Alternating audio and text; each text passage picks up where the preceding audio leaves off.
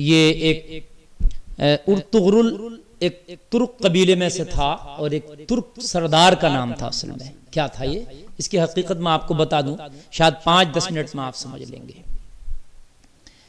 دیکھیے اصل میں ایسا تھا، یہ تقریباً 1170-80 کے دشک کی آس پاس کی بات ہے کہ جس وقت عباسیوں کا دبدبا اور دور ختم ہو رہا تھا اور اس وقت ایوبیوں کا بھی دبدبا اور دور ان کا ختم ہو رہا تھا، وہ کمزور پڑ رہے تھے. اس وقت دنیا میں ایک ہی سلطنت تھی جو مسلمانوں کے پاس مضبوط تھی، وہ سلجوقیوں کی سلطنت تھی. سلجوقی سلطنت ایک مسلمانوں کی قیام گاہ، پناہ گاہ بس وہی تھی. باقی مسلمان جگہ جگہ قبیلوں میں بٹ چکے تھے، جگہ جگہ قبیلوں میں بٹ گئے تھے، الگ الگ قبیلے ہو گئے تھے، بٹ گئی تھی ریاستیں ان کی. بس ایک سلجوقی سلطنت مضبوط تھی، وہ بھی صلیبیوں اور منگولوں کے درمیان پھنسی ہوئی تھی. یعنی صلیبیوں اور منگولوں کے نشانے پر تھی سلجوقی سلطنت بھی، جس کا سلطان علاء الدین، جس کا سلجوقی سلطنت کا روح روا بچا ہوا تھا، لے دے کے ایک سلطنت بچی تھی. اس وقت مسلمان اپنی تنزلی کی طرف جا رہے تھے، یعنی سلطنتیں ٹوٹ گئی تھی، قبیلوں میں بٹ گئے تھے. تو ترکی میں آج وہ علاقہ ترکی میں ہے، اس وقت ایک قبیلہ تھا ترکوں کا. اصل میں ترک اسے خطے کے لوگ جو بستے تھے ادھر، وہ سب لوگ اپنے آپ کو ترک کہلاتے تھے.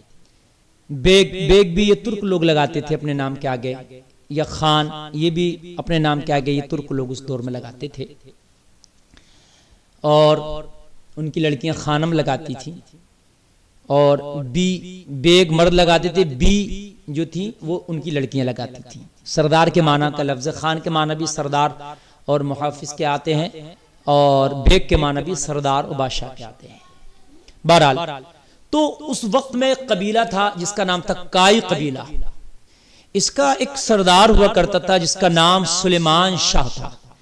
بہت بڑا عادل شخص تھا یہ، اللہ کا بہت بڑا، اللہ سے ڈرنے والا، اللہ کے احکام کو زمین پر نافذ کرنے والا، عدل و انصاف والا، خدا سے ڈرنے والا اور لوگوں کا سچا ساتھی تھا سلیمان شاہ، اور کتاب و سنت کے مطابق زندگی گزارنے والا تھا. یہی قبیلہ آگے بڑھ کر دنیا کی تقدیر بدلنے والا ہے، کسے پتا تھا. اسی قبیلے کے اندر یہ پروان چڑھتا رہا، ہلکی پھلکی ہجرتیں بھی ہوئیں اس قبیلے کی، لیکن سلیمان شاہ کی مخالفتیں بھی بہت کی اور بہت مصیبتوں کا سامنا بھی کرنا پڑا، لیکن وہ شخص مرد مجاہد کی طرح کھڑا رہا.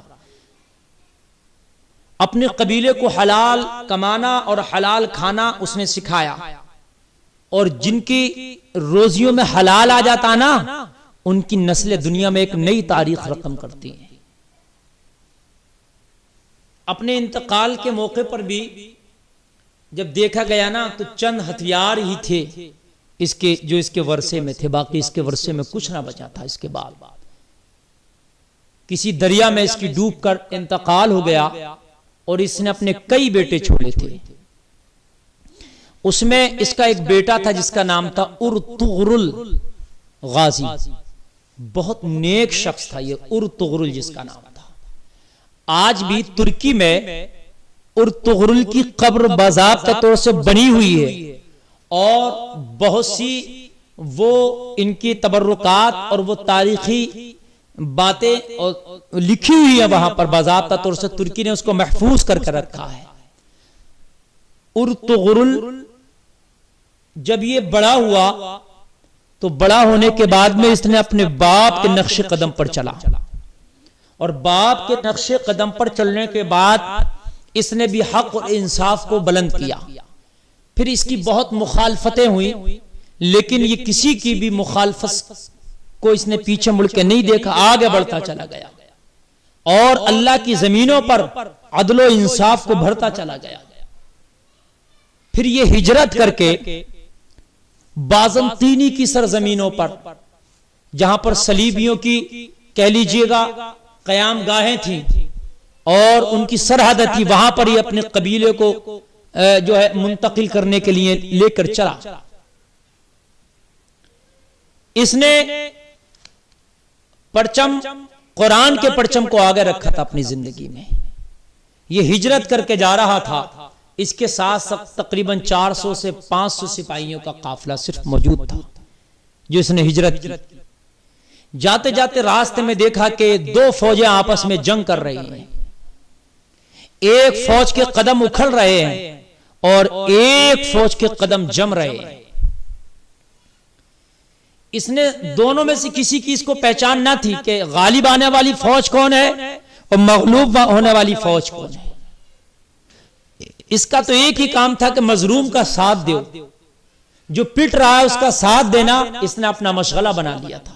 ارطغرل نام کے اس شخص نے جب اس نے دیکھا کہ ایک فوج کے قدم اکھڑ رہے ہیں، مغلوب ہو رہی ہے، تو اس نے اپنے ان 400-500 سپاہیوں کو، جو چھوٹی سی اس کی ایک نفری تھی، اس نے حکم دیا کہ حملہ کر دو. یہ کائی لوگ لڑنے میں بڑے ماہر تھے، یہ مہارت تامہ رکھتے تھے، اپنے سے 10 گنا لوگوں پہ زیادہ اپنے سے 10 گنا زیادہ لوگوں پر فتح حاصل کرنے کا ان کو ایک مہارت تامہ حاصل تھی. ان سے ہمیشہ 10 گنا زیادہ ہوئے ان پر یہ فتح پا جاتے تھے. جب بے جگری کے ساتھ یہ لڑے اور یہ اپنی انہوں نے بہادری اور جوابردی کا مظاہرہ کیا، تو جس قوم کے قدم اکھڑ رہے تھے اس کے جمنے لگے اور جس کے قدم جم رہے تھے اس کو اکھڑنے لگے. جنگ کا نقشہ بدل گیا، پاشا پلٹ گیا اور آخرکار جو ہار رہی تھی اس کو فتح حاصل ہو گئی اس فوج کو، اور جو جیت رہی تھی اس کو اس کے حصے میں ہار آ گئی. جب پتہ چلا تو پتہ یہ لگا کہ جو فوج جس کی مدد اس ارطغرل نے کی اپنے 400-500 گھڑسواروں کے ساتھ، وہ سلجوقی سلطنت کی فوج، سلطان علاء الدین کی فوج تھی جو ہار رہی تھی، جس کے قدم اکھڑ رہے تھے، اور جو جیت رہی تھی وہ منگولوں کی فوج تھی. جب سلطان کی فوج کا اس نے مدد کی اور سلطان کی فوج کے قدم جمے، وہ جیتی، تو سلطان کے سامنے اور اس کی بارگاہ میں ارطغرل کی قدر بہت بڑھ گئی. پھر تو اس نے قلعوں پہ قلعے فتح کرنا شروع کر دیے. پھر تو اس نے اتنے قلعے فتح کیے، اتنے قلعے فتح کیے، اتنے قلعے فتح کیے کہ پھر اس کی نسلوں میں اس کا ایک بیٹا ہوا جس کا نام تھا عثمان غازی. اس عثمان نے پھر اپنے بابا کے مشن کو آگے بڑھایا اور آگے بڑھاتے بڑھاتے 3 بر اعظموں پر اسلامی حکومت کا پرچم لہرا گیا، اور اس اسلامی حکومت کو نام دیا سلطنت عثمانیہ. خلافت عثمانیہ بھی اسی کو کہا جاتا ہے. یعنی یہ جو ارطغرل کا بیٹا عثمان غازی تھا، اس کے نام پر نام پڑا سلطنت عثمانیہ یا خلافت عثمانیہ. یہ تقریباً 1923 تک چلتی رہی، یعنی تقریباً 650 سال تک یہ دنیا میں مضبوطی کے ساتھ خلافت عثمانیہ قائم رہی. انہوں نے ہر محاذ پر قائم کیا، اللہ کی زمینوں کو انہوں نے عدل و انصاف سے بھر دیا، انہوں نے اللہ کی زمینوں کو قرآن کے پیغام اور احکامات سے بھر دیا. اللہ اکبر. اور آج بھی مصر کے میوزیم میں جا کر کے دیکھو، وہ کلہاڑا ایک شخص تھا جس کا نام تھا ارطغد غازی، جو اس کے ساتھ لڑتا تھا، ارطغرل کے ساتھ جو لڑا، وہ تقریباً 125 سال کی انہوں نے عمر پائی. بہت نیک تھے بھی، بہت نیک، ولی صفت شخص، بہت بہادر ترکوں میں ان کا شمار ہوتا. ہمیشہ کلہاڑے سے لڑتے تھے. آج بھی ترکی کے میوزیم میں وہ کلہاڑا ان کا موجود ہے، اور اس پر کائی کی مہر لگی ہوئی ہے. کائی کی مہر، وہ آئی پھر وائی پھر آئی، اس طریقے سے ڈبل آئی بیچ میں وائی، اس طریقے سے ان کی ایک مہر، نشان و شناخت ہے ان کے قبیلے میں. تو یہ ارطغرل غازی کا جو سپاہی تھا، ارطغرل غازی جو کلہاڑے سے لڑتا تھا، یہ سلیمان شاہ کے ساتھ بھی لڑا، ارطغرل غازی کے ساتھ بھی لڑا۔ ارطغرل غازی نے تقریباً 90 سال کی عمر پائی، 90 سال تک لڑتا رہا۔ اور یہ جو ارطغرل غازی کا سپاہی تھا، ارطغرل غازی جس کو جو ہے تاریخوں میں نور گل کے نام سے بھی یاد کیا گیا، تو یہ 125 عثمان غازی کے ساتھ بھی لڑا۔ اللہ اکبر۔ اور پھر انہی کی نسلوں میں آگے بڑھ کر ایک شخص پیدا ہوا اسی ارطغرل غازی کی نسلوں میں، جس کا نام تھا محمد خان ثانی، جس نے قسطنطنیہ کو فتح کیا تھا۔ قسطنطنیہ کو فتح کرنے والا بھی اسی ارطغرل کی نسل میں تھا، جس کے بارے میں اللہ کے رسول نے فرمایا تھا جو قسطنطنیہ جو جماعت فتح کرے گی بے حساب و کتاب کی جنت میں جائے گی۔ ان لوگوں نے اپنی پرمپراؤں کو اور انہوں نے اپنی تاریخ کو اور انہوں نے اپنے مذہب کو مضبوطی کے ساتھ پکڑا، تو اللہ نے ایسی ان کو کامیابی دی، ایسی کامیابی دی کہ 3 بر اعظموں پر ان کی حکومت تھی، سلطنت عثمانیہ چلتی تھی، یورپ، ایشیا اور افریقہ۔ جب 1923 کے بعد اس پہ بین لگا اور جب یہ ٹوٹی تو اس سے ٹوٹ کر 40 ملک نکلے۔ حجاز مقدس پر بھی انہی کی حکومت تھی۔ حرمین شریفین کی میزبانی بھی یہی کرتے تھے، اور بڑے مؤدب لوگ تھے۔ یہ ٹناٹن سنی لوگ تھے، کٹر سنی لوگ، نبی کے سچے عاشق۔